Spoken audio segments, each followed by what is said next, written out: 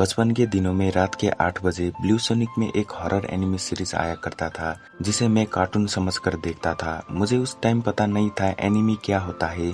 मैंने उस टाइम इस हॉरर एनिमे का बस एक ही एपिसोड देखा था। बस एक ही एपिसोड में मैं इस हॉरर एनिमे का दीवाना हो गया था।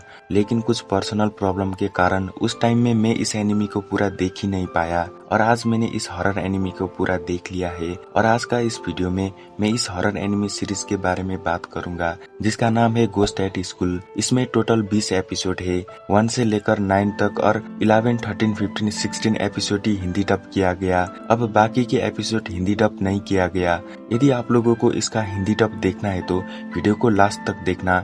लास्ट में मैं आपको बता दूंगा इसका हिंदी डब कैसे देखना है। अब बात करता हूँ इसका स्टोरी लाइन के बारे में जिससे आपको एनिमे के बारे में पता हो। गोस्ट एट स्कूल की कहानी शुरू होता है सात्सुकी मियानोशिता नाम की एक लड़की से जो अपने छोटे भाई केइचिरो के साथ अपनी माँ के पुराने गांव में शिफ्ट होती है। तो वहाँ उनकी मुलाकात होती है एक लड़का से जिसका नाम है हाजिमो यामा। स्कूल जाने के समय में उनकी बिल्ली काया भागकर एक स्कूल की पुरानी इमारत में चली जाती है। अब सात्सुकी और उसका छोटा भाई केइचिरो अपने बिल्ली को ढूंढने के लिए उस हॉन्टेड पुरानी इमारत में चले जाते हैं। वहाँ उनकी मुलाकात 2 लड़के और एक लड़की से होता है। एक का नाम है लियो काकिनोकी, दूसरा का नाम है हाजिमो यामा और तीसरा लड़की का नाम है मोमोको जो काफी ज्यादा खूबसूरत होती है। वो लोग कुछ कारण से इस पुराने इमारत में आए थे। अब जैसे वो लोग इस पुराने इमारत के अंदर जाते हैं वहाँ उनका सामना होता है एक भूत से जो काफी ज्यादा डरावना और खतरनाक होता है। तभी सात्सुकी को वहाँ एक डायरी मिलती है जिसमें उस भूत को पीछे वाली पहाड़ पर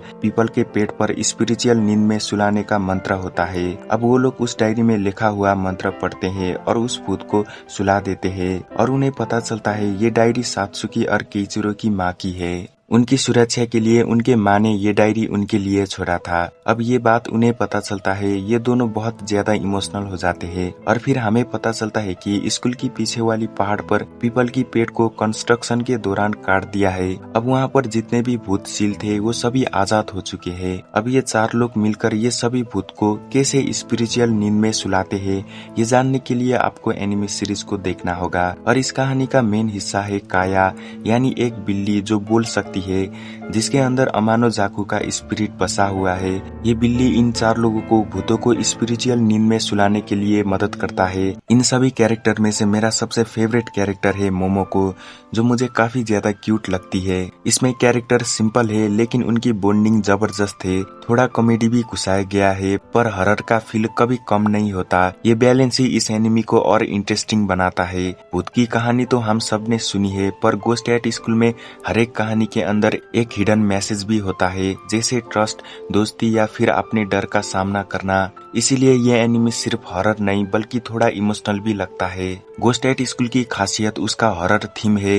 ये शो बच्चों के लिए बनाया गया था लेकिन इसके गोस्ट और उनकी क्रीपी कहानियां कई बार बड़े लोगों को भी डरा देता है। जैसे इसमें दिखाया गया सभी गोस्ट ये सब अर्बन लेजेंड से इंस्पायर है जो जापानीज हॉरर कल्चर को परफेक्टली रिप्रेजेंट करता है। बैकग्राउंड म्यूजिक, डार्क कलर्स और सस्पेंसफुल बिल्डअप इसको और भी ज्यादा हॉन्टेड बनाता है। और कुछ बैकग्राउंड म्यूजिक तो बहुत ही अच्छा होता है और इस वीडियो में यूज किया गया बैकग्राउंड म्यूजिक भी इसी एनिमे का है। पहले के समय में ब्लू सोनिक पर जब ये हिंदी डब वर्जन में आया तब हमारे जैसे व्यूअर्स के लिए ये बिल्कुल नया एक्सपीरियंस था। उस समय हम हॉरर मूवीज तो नहीं देखते थे लेकिन ये एनिमे हमें घर बैठे डर और थ्रिल दोनों महसूस करवाता था। इसमें हमें हर एक एपिसोड में अलग अलग स्टोरी, सस्पेंस और ट्विस्ट के साथ देखने को मिलता है जो काफी ज्यादा हॉन्टेड होता है। कुछ एपिसोड तो बहुत ही ज्यादा इमोशनल होता है जिसे देखकर मुझे रोना आ गया था। आगे आगे एपिसोड में हमें सात्सुकी की माँ के बारे में पता चलता है।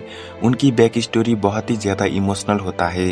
गोस्ट एट स्कूल 2000 में रिलीज हुआ था इसीलिए इसका एनिमेशन पुराना लगता है लेकिन हॉरर फील एटमॉस्फेयर क्रिएट करने में ये सीरीज मास्टर है। डार्क कलर्स, शैडो और साउंड इफेक्ट इसे और भी ज्यादा डरावना बना देता है। ओपनिंग और एंडिंग थीम भी बहुत कैची थे जो शो का मूड परफेक्ट सेट करता करता है। इस एनिमे की एक और गहरी बात यह है कि ये सिर्फ डराने के लिए नहीं बना। सात्सुकी और उसका भाई की माँ की यादें, उनका फैमिली बॉन्ड और बच्चों की आपसी दोस्ती इस सीरीज को दिल से कनेक्ट करवाती है। कई बार इसमें हमें गोस्ट की बैक स्टोरी भी देखने को मिलता है जो बहुत ज्यादा इमोशनल होता है। ये सीरीज आज भी उतना ही स्पेशल है जितना हमारे बचपन के टाइम में था। अगर आपने इसे अब तक नहीं देखा है तो आपको अपनी लाइफ में इस हॉरर एनिमी को एक बार देखना चाहिए। रेटिंग की बात करें तो मैं इसे रेटिंग दूंगा 8 आउट ऑफ 10 स्टार। अगर आपको हॉरर एनिमी सीरीज देखना पसंद है तो गोस्ट एट स्कूल आपके लिए मस्ट वॉच एनिमी सीरीज होगा। आप इसको हिंदी डब में देखना चाहते हो तो डेली मोशन वेबसाइट में जा सकते हो। कुछ एपिसोड हिंदी डब में है और कुछ एपिसोड हिंदी सबटाइटल के साथ देखने को मिलता है। तो दोस्तों, आपको हॉरर पसंद है और स्कूल की क्रीपी इन्वायरमेंट की कहानियां देखना चाहते हो तो गोस्ट एट स्कूल एक मस्ट वॉच एनिमी है। क्या आपने ये एनिमी बचपन में देखा था? बचपन में देखा है तो कमेंट पर बता देना। तो मिलते हैं नेक्स्ट वीडियो में।